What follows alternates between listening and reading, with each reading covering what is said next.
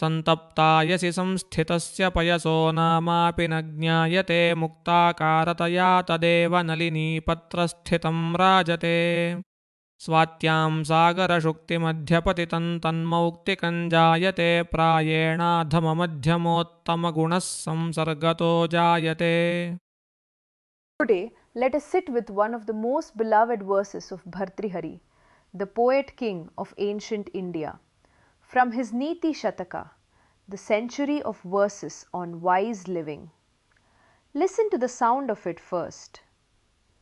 Santaptayasi samstitasya payaso namapi na gyayate muktakarataya tadeva naline patrastitam rajate स्वात्यां सागरशुक्ति मध्यपतितं तन्मौक्तिकं जायते प्रायेण अधम मध्यम उत्तमगुण samsargato jaayate. The verse tells the story of a single drop of water and the three completely different destinies that await it depending only on where it lands. First, the drop falls on santapta ayasi, red hot iron.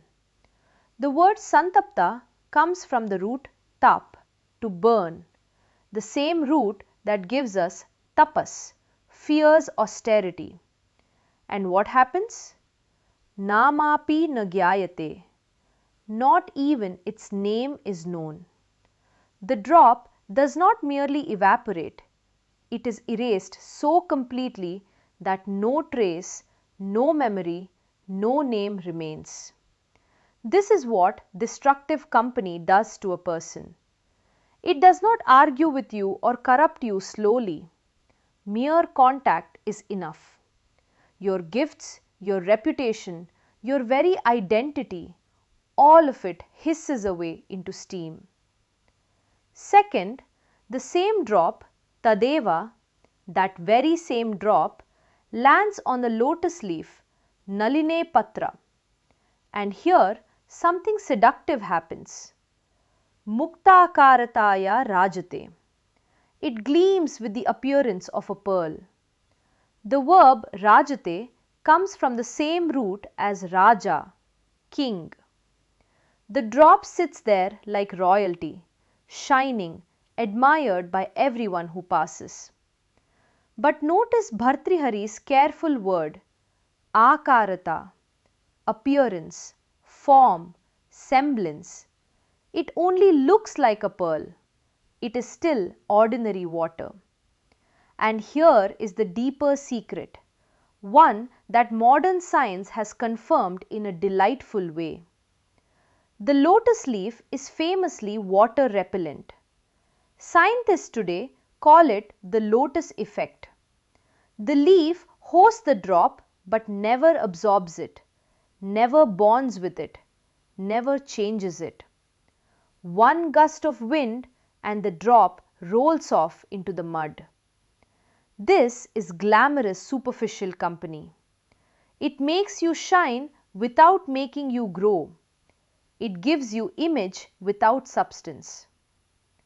Third, the drop falls during Swati, the season when the moon passes through the star we call Arcturus. Ancient Indian tradition held that a raindrop falling in this season, if caught by an open oyster in the deep ocean, becomes a pearl.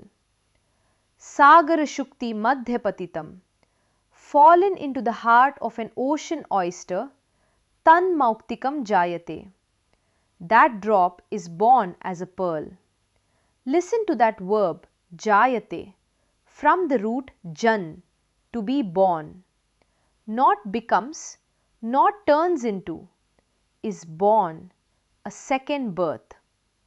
And notice what this third destiny demands. The right time, Swati. The right depth, the ocean, not a puddle.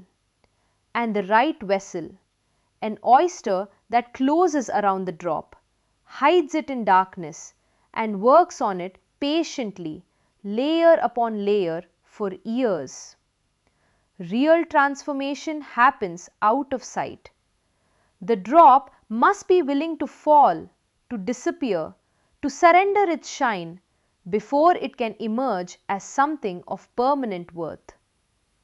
Then comes the final line, the moral, delivered like a judge's verdict. Prayena adhama madhyama uttama guna samsargato jaayate. As a general rule, quality, whether lowest, middling or highest, is born from association. The word samsarga literally means flowing together, deep commingling, not casual proximity. And Bhartrihari uses the same verb jaayate, is born, for both the pearl and for human character. He is saying that the company you keep does not merely influence you, it gives birth to who you become. Notice also his honesty. Prayena, generally, for the most part. He leaves room for the rare soul who transcends terrible surroundings. But he is telling us not to bet our lives on being that rare soul. This wisdom echoes across the world. Aristotle described three kinds of friendship: of utility, of pleasure, and of virtue, and said only the third transforms character. The Buddha told his disciple Ananda that noble friendship is not half the spiritual life, it is the whole of the spiritual life. The book of Proverbs says, "Walk with the wise and grow wise."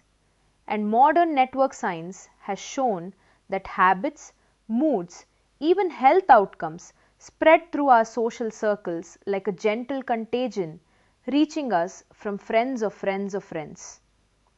Even chemistry agrees.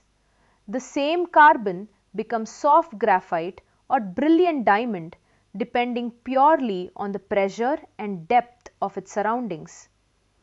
So how do we live this verse? Let me leave you with three questions and one practice.